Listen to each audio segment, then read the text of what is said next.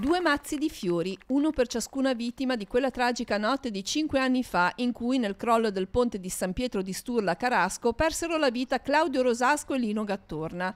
Il primo ricordo nella serata commemorativa è andato proprio ai due abitanti del comune di Moconesi, i cui corpi furono ritrovati alcuni giorni più tardi rispetto all'evento. Sono passati 5 anni, è nostro dovere non dimenticare questa che è stata una sciagura per la Fontana Buona, per i collegamenti viari, ma soprattutto perché abbiamo perso due nostri amici. Questo sia da monito, sono cose che sono accadute, non devono più riaccadere, bisogna fare sì che queste cose non si debbano ripetere, la storia insegna. Il ponte fu spaccato in due da un'improvvisa quanto violenta ondata di piena del torrente Sturla che minò la stabilità del pilone centrale sino a provocarne il cedimento.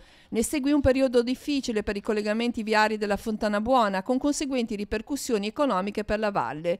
Gli effetti sono ancora oggi visibili e ora, come allora, si continua a chiedere attenzione per questa porzione di territorio così ricca di attività e di peculiarità. Io sono qui per dire che io ci credo, penso che tante persone comunque vogliono fare qualcosa di bene per il territorio in generale, per la Val Fontana Buona.